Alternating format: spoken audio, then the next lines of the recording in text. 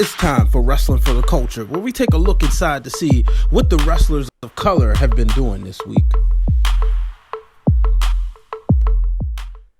Hello, ladies and gentlemen. Welcome to this edition of Wrestling for the Culture. I'm your host, Brian H. Waters. On today's show, I am joined by the Prodigy, Rok-C. I'm excited about this episode. She's somebody I was watching the reality of wrestling, Ladies Night Out. I saw her match with Hayan and for the Diamonds Championship. I promise you, if you haven't seen that match, go check it out. We discussed this. We discussed she after winning the title, youngest champion, 18 years old. We also discussed her being honored by her city, the city of Loredo, Texas. So we talk about that. And of course we talked about what it's like to work with the five-time WCW champion Booker T and also the one and only Miss Sharmell. So, ladies and gentlemen, sit back. Here's my interview with the Prodigy, Rok-C. All right, ladies and gentlemen, I am blessed to have the one and only, the Prodigy, Rok-C, on the line. Rok-C, how you feeling today? I'm feeling good. How are you? I'm good. I appreciate you taking the time out to join me on this episode, this edition of Wrestling for the Culture. Like I told you before, I'm a fan of yours, and I really wanted to just get an opportunity to just talk to you about your career. Thank you for having me. Yeah, no problem. So, I'm gonna start. How long have you been wrestling? I know you just turned 18 not too long ago, and upon doing my research, everything I've seen, I mean, your moves are smooth. People enjoy working with you. How long have you been wrestling? I actually started wrestling when I was 13. So I'm from Loredo, Texas. There's a local wrestling promotion here called Loredo Wrestling Alliance. And my parents knew a couple of the guys from there. And since I was 10 years old, I always wanted to be a wrestler. And I was so adamant. I was like, I promise y'all that it's going to happen. So when I turned 13, I actually wanted to start wrestling when I was 11. I wanted to start training when I was 11. And so my mom messaged them and they were like, 11's a little too risky. Put her in tumbling classes, like cheer and whatnot, that it'll help me. And so that's exactly what I did. I always tell people, I'm like, when I tell you I've been working towards becoming a wrestler my whole life, I'm being serious. I got into tumbling when I was like 11, and that's actually helped me a lot in my wrestling. Not a lot of people know this, but I started off in a tag team. So it was me, Johnny Young, and George Benavides, and they were actually my main trainers when I first started. And so I was like a manager for them, I guess you can say, for the time being that I couldn't actually wrestle since I wasn't training. So it was called What a Team, and I was the small fry. And so that's how I started off, actually. I did a couple shows here in Laredo. And then once I actually made my debut, then that's when a couple of the promotions around Texas started asking for me, like reality of wrestling and whatnot. So that's how I started. So I gotta ask you this because you started essentially at the end of middle school. Am I correct, or had you gone into high school yet? Yeah, so I believe I was like an eighth grader, if I'm not mistaken. Yeah. Okay, now how did that, like, when you would meet people in school, did they take you seriously? Did you get into fights? Because the people always want to use the F word, and anybody who knows me, I'll tell you straight up that I will never use that word. It's one thing if you do it, that's fine. You're a wrestler. I'm not. I'm a journalist. So I will not say that, Yeah. because you guys are I putting your appreciate body. it. It's I get offended, to be honest with you, when people Amber Rodriguez is like one of my best friends, and my manager and I had went to the show when she was in New Orleans. We were both down there for a conference, and the whole time she kept saying, "Well, you like this fake stuff." I said, "It's not fake. It's not fake." So, but I have to ask you, you out there, and people are, you. I'm pretty sure you had to deal with people say, "Oh, you do that fake stuff." How did you like balance and handle that? So actually, it's funny, and I don't really like saying it, but I kept wrestling was like my little secret when I was in middle school and Wow. starting off in high school. Yeah, yeah. So when I was in elementary, I got bullied for liking wrestling because I was a girl. Mhm. So I was like a little tomboy in elementary, so I did get bullied for watching wrestling, and so that kind of made me think, you have the pressures of like trying to fit in when you're in middle school and high school. And so I was just like, I thought about it and I was like, if I got made fun of for watching wrestling, I'm totally going to get made fun of for trying to become a wrestler. Mhm. So I took it upon myself to keep it as like my own secret. And I think I told like maybe one or two of my really, really close friends. They knew that I was training to become a wrestler. And then my freshman year, I actually stopped wrestling for a little bit. Okay. So, which probably was like the worst mistake ever. But, I was young. So I still had a lot of time either way. But so when I was a freshman, I tried out for the Sorry. soccer team. Bless you. Thank you. I tried out for the soccer team, which honestly I didn't really. I liked soccer, but I didn't love it. So I Mhm. wasn't really doing it because I was like, oh my god, I'm gonna enjoy this. It was more of like I want to do something in high school. So that's what I did. I tried out for the soccer team. I ended up making it.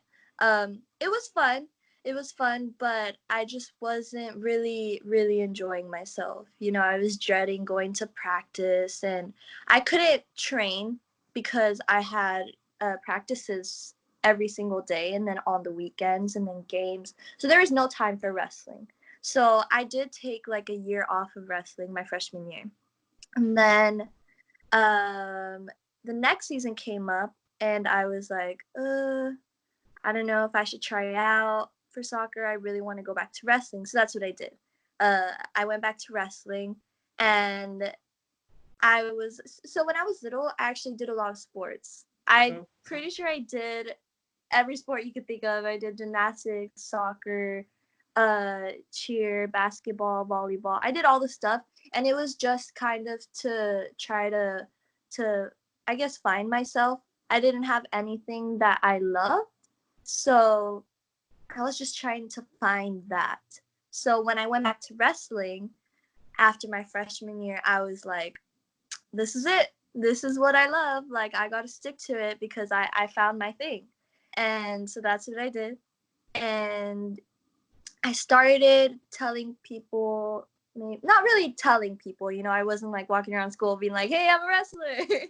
But I made like my own little Rok-C page, like on Instagram. And I started posting my training videos. I started posting my matches from here in Laredo. And of course, my friends started finding it, or people at school started finding it.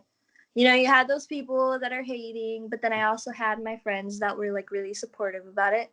Um, so I guess it was just, like not being afraid to get made fun of because now I do have people that were making fun of me that are like, "Hey, congratulations." So it's Yeah. funny. Um Actually one of my really close old friends from a while back, he told me, he was like, "Oh my gosh, I remember in middle school when you were like that was your biggest secret. You were like hiding it that you were training to be a wrestler and now you're doing good things." So it's Mhm. it's cool.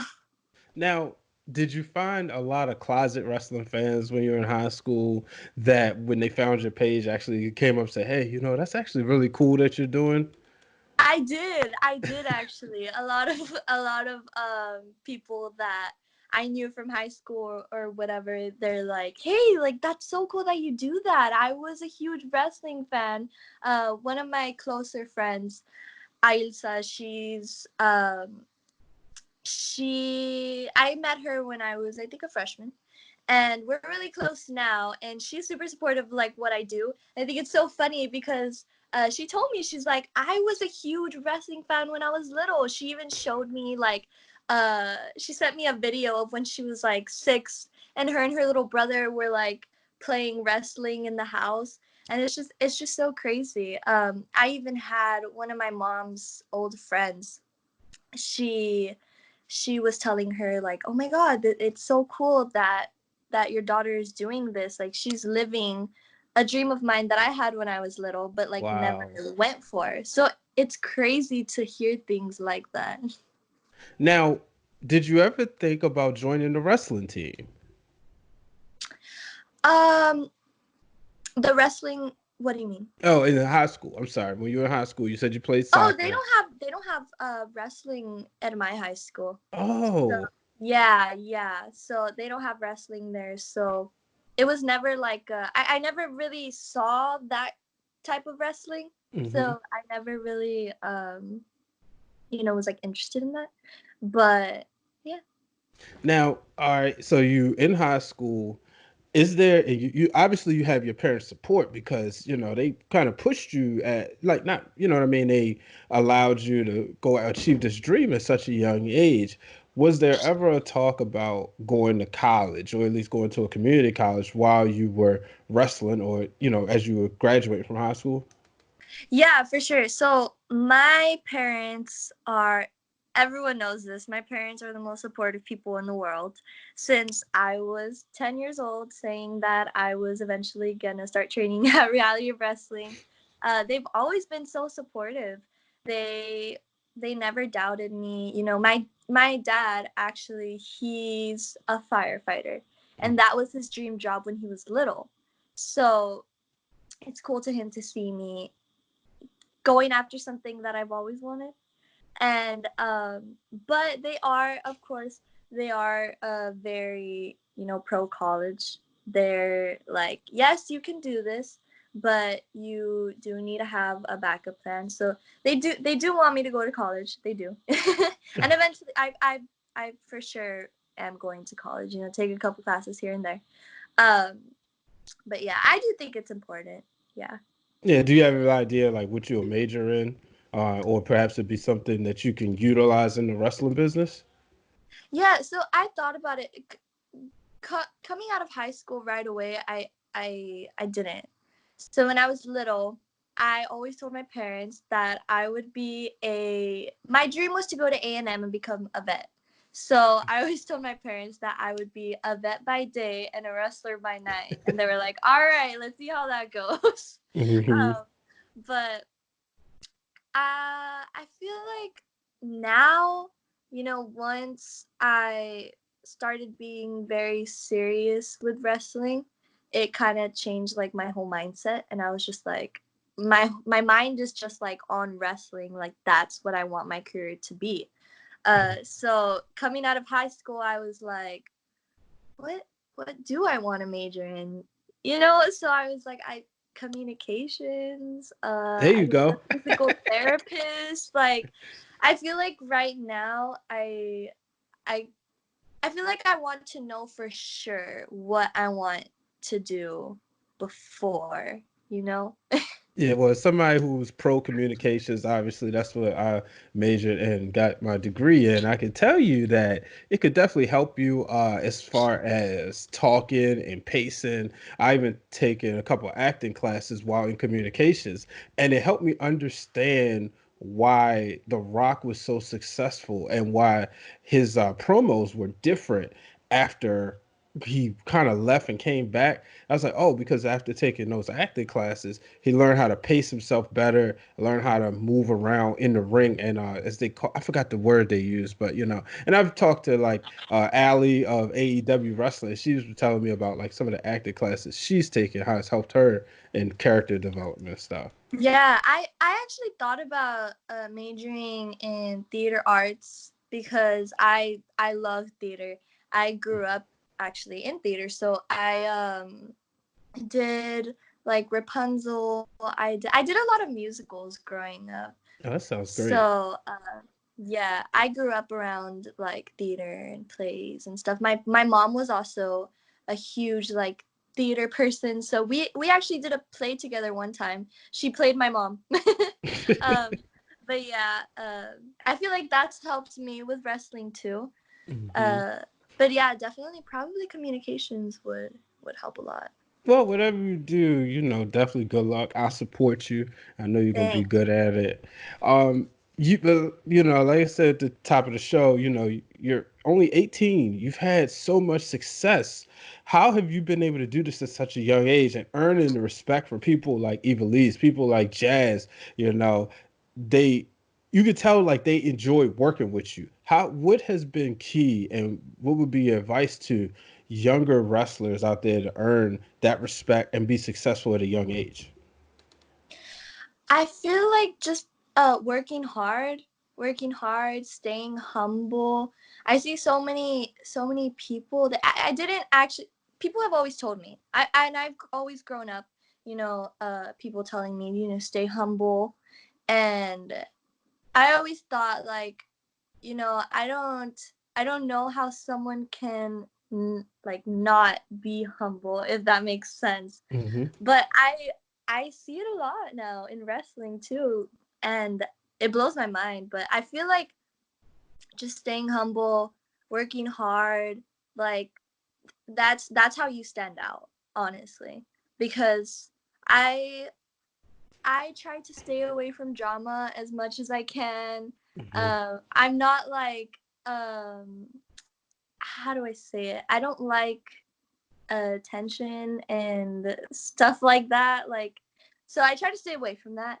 Um, like I said, just working hard, staying humble, minding your own business. I guess it's the best way to go about it.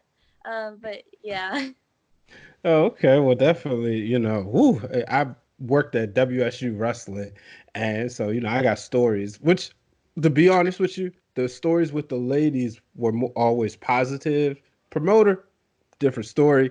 But the stories with the ladies was always great, working with people like Mia Yim, Annie Social, Sue Young, and Jordan Gray, so forth. Like, I have Oh, Su nothing. Young is the best. Yeah, I mean, nothing but great things to say about all of them and so much more. Even Mercedes Martinez, which I'm, excited that with her being in WWE, maybe I can get my Oh, I dream love it. match with her versus Yes, Charlotte Flair. I've always wanted to wrestle Mercedes Martinez. Oh, She's it's the coming. best. It's coming. We're gonna speak that into existence. And so I have to ask you this. So I have another podcast called Breaking Through the Glass Ceiling. And that's just talking about, having those breakthrough moments. And I have to ask you this question I usually ask from there. What was the moment you broke through the glass ceiling? That moment where you started getting, where you said to yourself, like, I'm here. I know you have bigger aspirations and you're not settled. But there had to have been a moment where you sat back and said, wow, I'm blessed to be where I'm at and I'm actually doing my dream. I think winning the Diamonds title at Reality Wrestling, definitely. Because, so I'm sure a lot of people know this by now. I've said it enough times. But um, yes, so I grew up. I When I was 10 years old, I came across Reality Wrestling, and I was on the computer and I was searching up wrestling schools in Texas. So sounds so funny. So I was searching up wrestling schools and I found Booker T's Reality Wrestling. And I remember they still have them, but they had fantasy camps. So it was like when you're in your teens and you can go to the gym, and I think it's like a day of like training to be a wrestler to see how you like it or not. And so I told my parents, like, well, one summer I have to go and do that camp. And they were like, okay, awesome. And I was like, and when I turn 18, I'm going to move to Houston and I'm going to start training at Reality Wrestling to become a wrestler. And they were like, okay, like, then that's what we'll do. And so obviously things changed, and I got trained earlier than expected. So to win the Diamonds Championship at 18 and to be making history at Reality Wrestling, uh, I'm not only the youngest Diamonds champ, but I'm also the youngest Reality Wrestling champion. Period. So that means so much to me because I said I would do it when I was this little, Mm-hmm. and the fact that I'm doing it now, it it just blows my mind. It just shows like I'm just living proof that if you want something and you work hard to get it, like it will definitely happen. Yeah, and I mean, and it's a big deal. I mean, we talk of reality of wrestling. First of all, it's owned run by Booker T, the Hall of Famer, two-time Hall of Famer of WWE, and the five-time WCW champion and World Heavyweight Champion. And then you also had the Usos, who they talk about the story when they was Thing One and Thing Two, coming out of there. And to see you, so I watched the match obviously when it first happened, when it first went on the Title Match Network. But then I watched it again before we spoke. Can you talk about that emotion? Because, like we said, wrestling is predetermined. There are things that happen. Referees sometimes they will make a decision on the fly to say, "Okay, you're going over," or "not." You know what? We changed our mind. You're going over. Can you talk about the moment? Because I saw the raw emotion in your eyes, that moment when the referee hit the 3 count and the bell rung and your name was announced as the champion. Oh, there was that was very emotional, as you could tell. Um, I actually had one person. This was like maybe like a few weeks after it happened, and I had one person ask me. Uh, they're also a wrestler, and they were like, "Why did you cry?" And I thought about it, and I was just like, "Because I love it. Like I love it so much, and it hits home because I grew up saying that I would do this and I did it. So, and there was so much of like when I grew up, when I was in like my 13, 14, 15, that age, and I was training to become a wrestler, it was frustrating because I I knew that I couldn't accomplish what everybody's so much older than me in wrestling. So I knew that I couldn't accomplish what everybody else was accomplishing yet. But that did frustrate me because I was like, man, like I'm working just as hard, if not harder, than a lot of people, and like I can't see results yet because of my age. Mm-hmm. So that was super frustrating, and I had people not take me serious. They're like, oh, she's a child, whatever. Like, so I was put to the side a lot, and that did frustrate me. But I always kept it in the back of my mind, like one day, all of this is gonna pay off. Like you're working really hard right now. One day, it's all gonna pay off. And as soon as I hit 18, I become the reality wrestling diamond champion. So it was just, it meant a lot because, uh, yes, I was just a kid growing up, training to become a wrestler, but I was always serious about it, and I always knew that this is something that I really want to be successful in. And so I just feel like all those years paid off of me just working hard and not letting my mind get to me. And so yeah, I cried. Hell yeah, I cried when I won because it meant so much to me. And yeah, that was a breakthrough moment where I was just like, you're here, you're doing it, like keep going. Yeah, and one of the things it's like you put the effort in, and you can tell just by the way we having this conversation, you love this business, and it reflects in your work. You could go out there and when you watch your matches, like I said, I watched a couple of your matches, and you can see when you're in that ring, it's like you're in your playground. You're just happy, and it shows. And think. Now I know the crowd gets that sense, and that's the reason why they get behind you. Um, what? How did it feel like? So you obviously won that championship. Before you won that championship, you was named the Reality of Wrestling Breakout Star. How? What? Talk about that moment when you found out you was going to win that award. Because what the to me, what it's saying is this company believes in you. They awarded you the Breakout Star, and you became the Diamonds champion. They believe in you and saying like, look, we can trust you, and that's a big deal with any company is trust. You talk about what it meant to win that award. Yeah, so it was cool because actually that was the only award that that Booker what's the word? Uh presented. That's the only award that Booker presented. And so it was cool. He talked about the fact that I grew up watching reality wrestling and how it meant how that means a lot to him because it shows him that, you know, reality wrestling is something. It's something. And that meant a lot to me because it was like someone that I grew up watching, someone that has inspired me, like is saying these words about me, and it just it meant so much. And I said it in my speech. You know, I have to thank Kevin and Booker. Kevin is actually the producer for Reality of Wrestling. He's a really, really big part of it, huge part of it. He basically runs it when Booker's not there.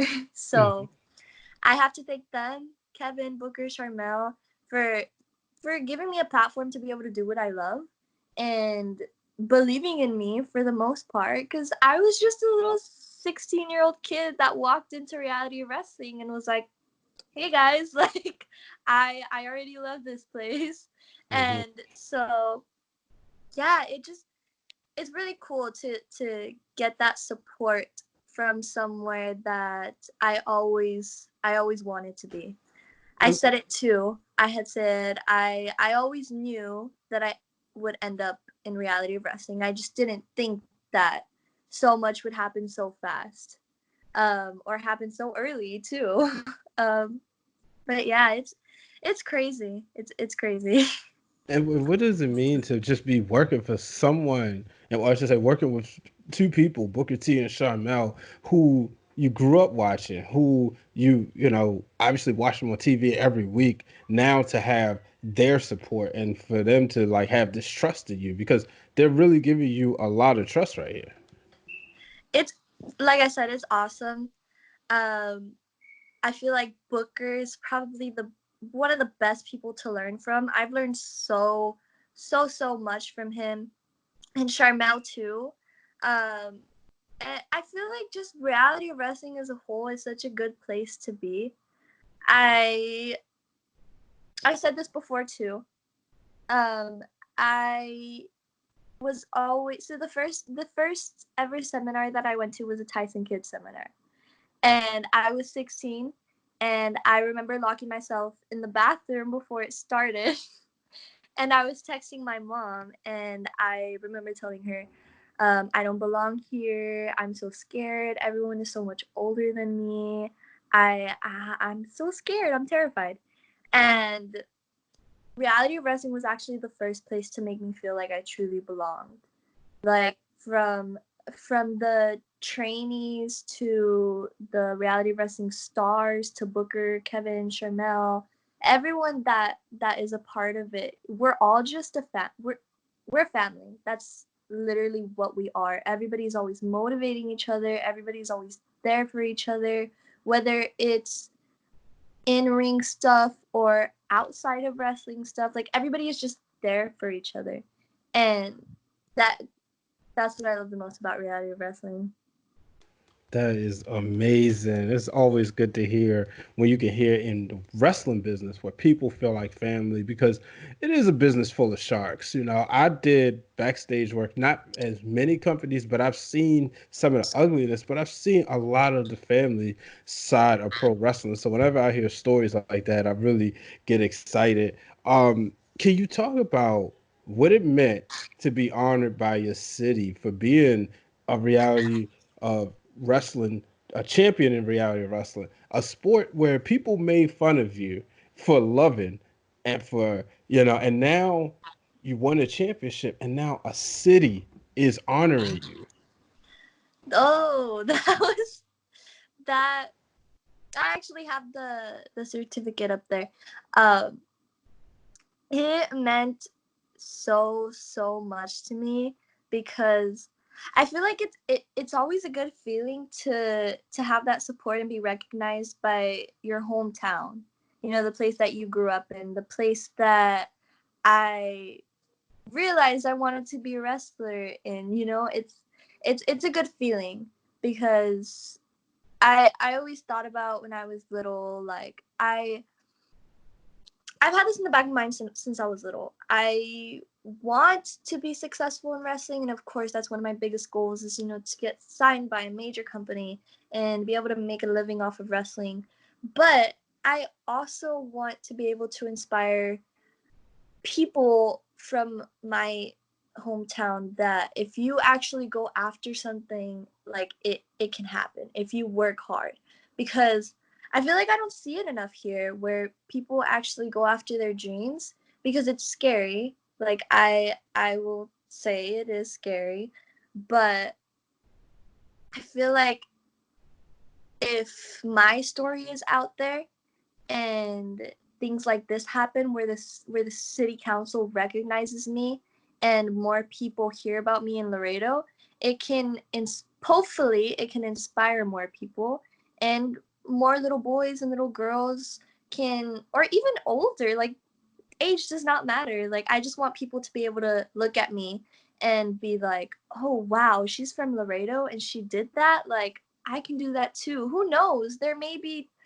hundreds of people in Loredo that their dream is to become a professional wrestler and make it to the WWE, but they feel they can't do it.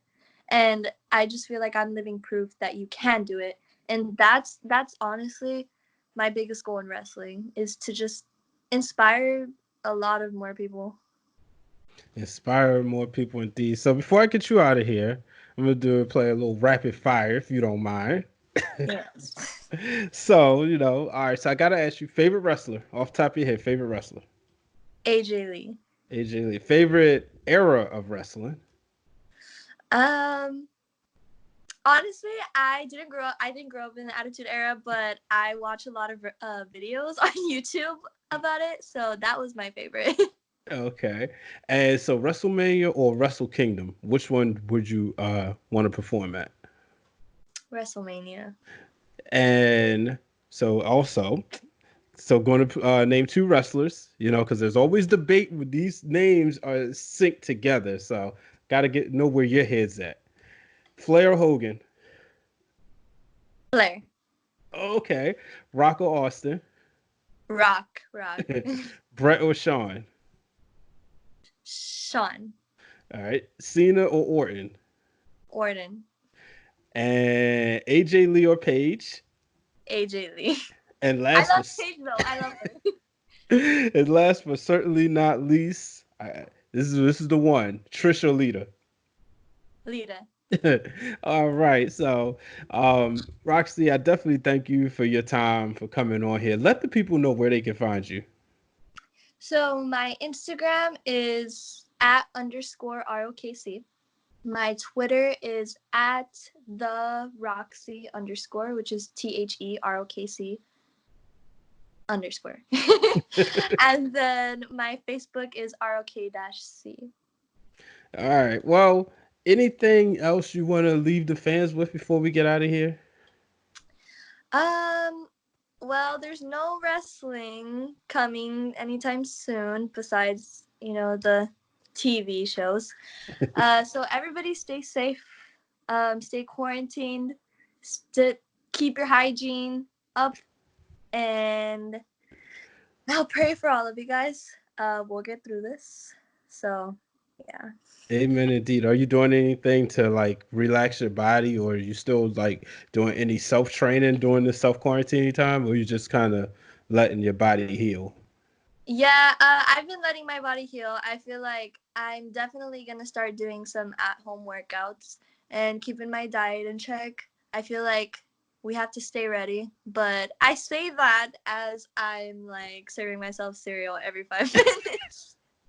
But I promise I'll start That's eventually. the that's the hard part because I just went out and bought like 5 boxes of cereal. I got kids and they love cereal, and I just ate. We just had 3 more boxes. So Yes, I have two little sisters. So okay, my mom is constantly buying like cereals, like those fruity cereals and yep. Pop Tarts and snacks, and I'm like, And you know the stores only allow you to buy one thing of milk at a time. So yeah.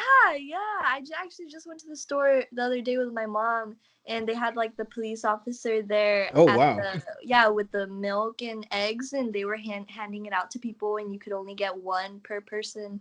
I was like, this stuff is getting crazy. Yeah, I mean, and I respect that part just because, For you sure, know, yeah. we the people who need it, you know, because unfortunately people will be out here trying to make profits, and that's always Yeah. unfortunate. But Roxy, I will definitely let you get back to your day. I appreciate you coming on. Well, thank Um, you for having me. you have a good one. You too.